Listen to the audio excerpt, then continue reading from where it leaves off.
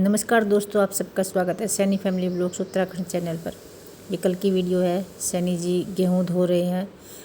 गेहूं या तो कीर्ति वहाँ से साफ़ करके भेजती है या फिर मैं यहाँ साफ़ करती हूँ। छाछ से पिछोड़ते हैं। मैंने कभी पिछोड़ा नहीं, लेकिन मैं अब करने लगी हूँ ये काम। जब अपने काम होते हैं तो करने ही होते हैं, और जब मैं कोई काम करती हूँ तो फिर उसे कर देती हूँ। लेकिन अब मुझसे ये काम होते नहीं। मैं ज़्यादा देर बैठ नहीं सकती, और ये वज़न वाला काम भी नहीं कर सकती, ज़्यादा जिसमें ज़ोर पड़े वो भी नहीं कर सकती।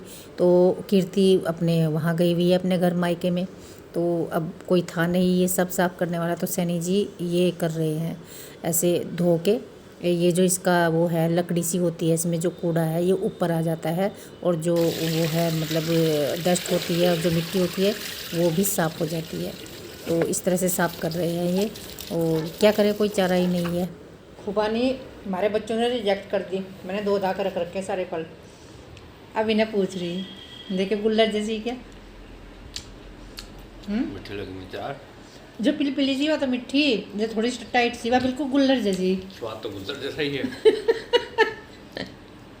भला जब गुल्लर ही खाने तो गांव में चले जाओ, कहीं ना कहीं मिल ही जाएगा गुल्लर का पेड़। अच्छा, गुल्लर के अंदर जो इतने सारे मच्छर हो रहे थे, मच्छर होगा उसके अंदर। मैं तो कभी नहीं खाया भाई, भुनगे से। मैंने नहीं खाया कभी। खा लो, निपटा लो इन्हें।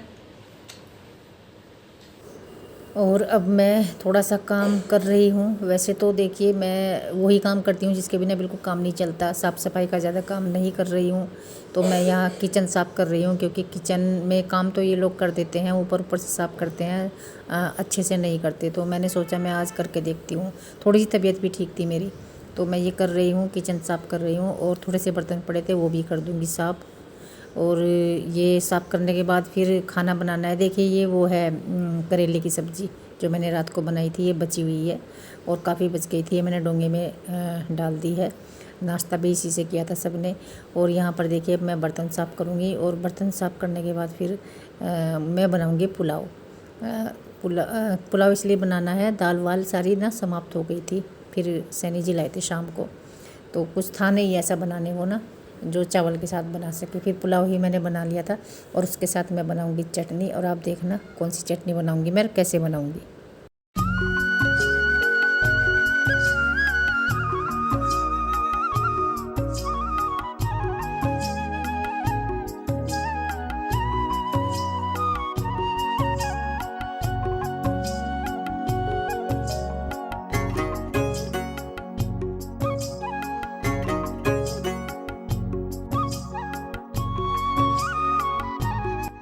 और देखिए बर्तन मैंने सारे साफ़ कर दिए हैं, और अब मैं ये साफ़ करने लगी हूँ जो ये टैप्स हैं और ये सिंक है। क्योंकि मैं आपको बताया ये मैंने कि ये लोग करते तो हैं, लेकिन वही है, वही बर्तन साफ़ कर लेते हैं, उतना ही काफ़ी है। अब मैं इनसे ये चीज़ की उम्मीद करूँ कि ये सारा वही करेंगे जो मैं करती हूँ, तो ऐसा हो नहीं सकता। तो ये सारे मैंने साफ़ कर दिए जैसे मैं करती हूँ। तो देख देख के बड़ा मन दुखी होता है सच में। घर ऐसा फैला रहता है और मैं परेशान हुई लेटी रहती हूँ, मेरे हाथ पैर काम नहीं करते। मैं बस क्या बताऊँ, वही इस चीज़ को वही जान सकता है जो बीमार होता है और जिसे अपने घर से प्यार होता है, बस वही समझ सकता है ये चीज़। मुझ में थोड़ी सी हिम्मत आती है, मैं तुरंत खड़ी हो जाती हूँ और मैं लग जाती हूँ। और अब मैं ये ड्राइंग रूम थोड़ा सा सेट करने लगी हूँ, और ये करने के बाद ना फिर मुझ में हिम्मत नहीं रही थी, फिर मैं लेट गई थी। और मैं आपको बताऊं मेरी जो सेहत है वो देखने में ऐसी लग रही है बहुत तंदुरुस्त हूँ, क्योंकि जो मैं दवाई ले रही हूँ ना उससे ना थोड़ा सा वज़न बढ़ता है।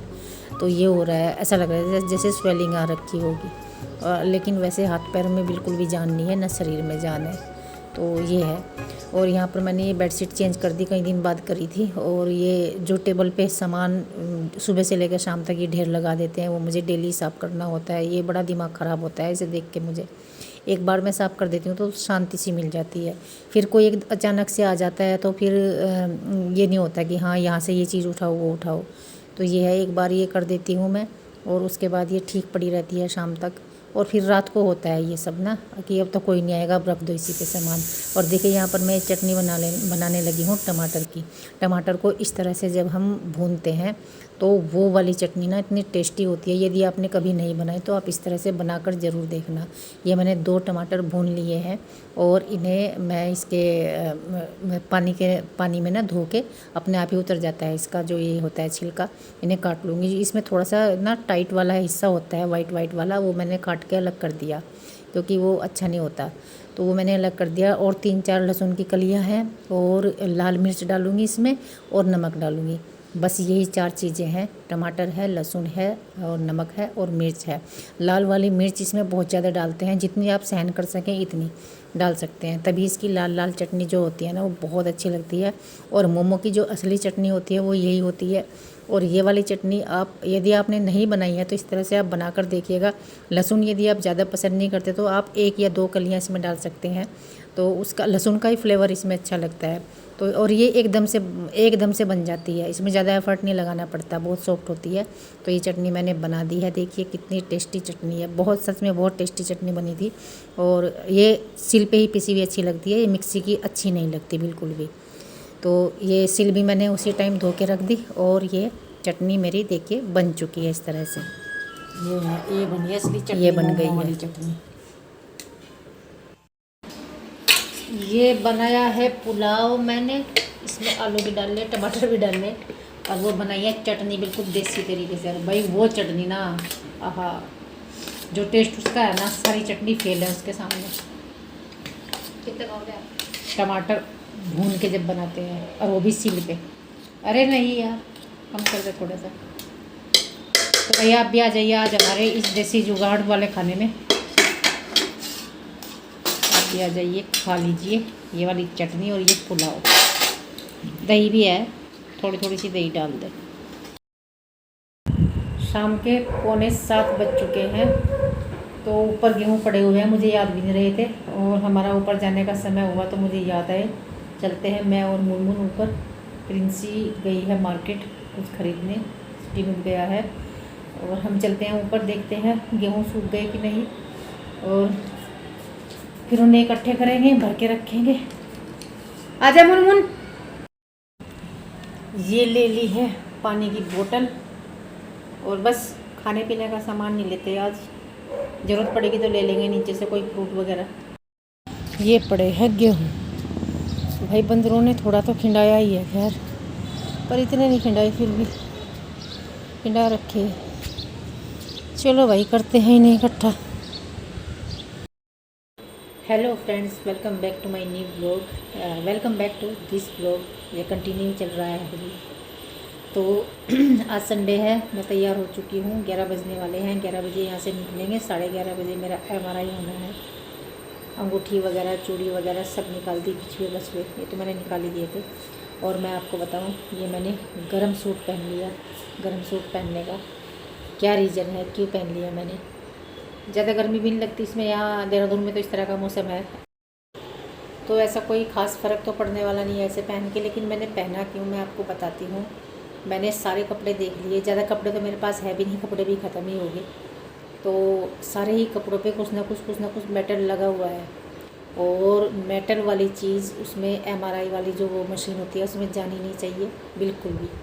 तो कढ़ाई है, कढ़ाई में मुझे वहम भी हो रहा कि कहीं इसमें कोई मेटल का यूज़ ना हो रखा हो, चाहे छोटी सी कढ़ाई है पर हर कपड़े पे कढ़ाई है, एम्ब्रॉयडरी है। तो सारे मैंने मतलब जो मशीन में पड़े ना निकले हुए कपड़े धोने वाले, वो भी निकाल के देख लिए कि चलो प्रेस व्रेस करके नहीं पहन के चली जाऊँगी, सब में कुछ ना कुछ है। और लास्ट में खैर ये ऊपर ही रखा हुआ था इसमें बेड में, तो ये मैंने पहना। ये इस पर प्रिंट है, इस पर कहीं भी कुछ भी कढ़ाई नहीं है। तो पिताजी का फ़ोन आया था, पिताजी का MRI हुआ था, तो वो कह रहे थे कि कपड़े तो अपने ही पहने हुए होते हैं, वो अपना नहीं पहनाते, और ये है। तो फिर मुझे इस चीज़ से फिर डर लग गया कि मेरे तो सारे कपड़ों में कहीं ना कुछ एम्ब्रॉयडरी है। तो भाई इस वजह से मैंने ये वाला सूट पहन लिया। ये देखिए, ये देखिए इस तरह से इस पर प्रिंट है, बाकी कुछ नहीं है। और देहरादून में तो कुछ लोग तो जैकेट और स्वेटर भी पहने हुए मिलेंगे, ये तो फिर भी नॉर्मल चीज़ है। जो पहाड़ के लोग हैं ना, गढ़वाल के, वो जब यहाँ आते हैं तो वो अपने उसी बेस में रहते हैं, वो बदलते ही नहीं है, वो स्वेटर वगैरह ना पहन के ही रखते हैं। तो सोच लेगा कोई कि गढ़वाल से आई होगी बेचारी, गर्म कपड़े पहन रखे, कोई बात नहीं। 11:15 हम लोग गए थे और 12:30 तक हम लोग आ गए, बस उतनी देर लगी वहाँ पर। और भाई देखो, डर तो मुझे लगना ही था। ये कह रहे थे 2 मिनट लगेगी, 2 मिनट लगेगी, ज़्यादा से ज़्यादा 5 मिनट लगेगी, पूरे 10 मिनट लगे वहाँ पर। और मुझे बहुत घबराहट हो रही थी, बहुत ज़्यादा। जितनी घबराहट मुझे वहाँ थी ना ऑपरेशन थिएटर में थी जब मैं, उतनी ही हो रही थी वहाँ पर। मैं ओम नमः शिवाय, ओम नमः शिवाय का जाप कर रही थी और हनुमान जी का नाम ले रही थी। उस समय मुझे महामृत्युंजय का जो मंत्र है वो याद नहीं था, लेकिन आजकल मैं उसका जाप भी करती हूँ, मतलब मंत्रोच्चारण करती हूँ महामृत्युंजय का, और सुनती भी हूँ मोबाइल में ना, पूरा 108 बार का जो है वो पूरा सुनती हूँ मैं। तो वो ही मैं यहाँ पर रटती रही। अभी मैं आपको भी सुनाती हूँ। मैं मतलब पूरे सच्चे मन से, और भोलेनाथ की तस्वीर मेरे सामने, और महामृत्युंजय का जाप मैं कैसे करती रही, मंत्रोच्चारण कैसे करती रही। ओम त्र्यंबकं यजामहे सुगंधिं पुष्टिवर्धनम् उर्वारुकमिव बन्धनात् मृत्युर्मोक्षीयमामृतात्। इस तरह से करती रही 10 मिनट हो गए, और बस 10 मिनट हो गए और जब उन्होंने मशीन रोकी, भगवान मेरी जान में जान आई। भोलेनाथ को मैंने धन्यवाद दिया, और मुझे यकीन हुआ कि हाँ है, भगवान है कहीं ना कहीं पर। तो बस ऐसा हुआ, और मैं इस वीडियो का एंड यहीं पर करती हूँ। आप लोगों की दुआओं से मेरी रिपोर्ट लगभग सही आनी चाहिए, और मिलती हूँ आपको नेक्स्ट वीडियो में। तब तक के लिए बाय। वीडियो को लाइक कर देना और चैनल को सब्सक्राइब कर देना।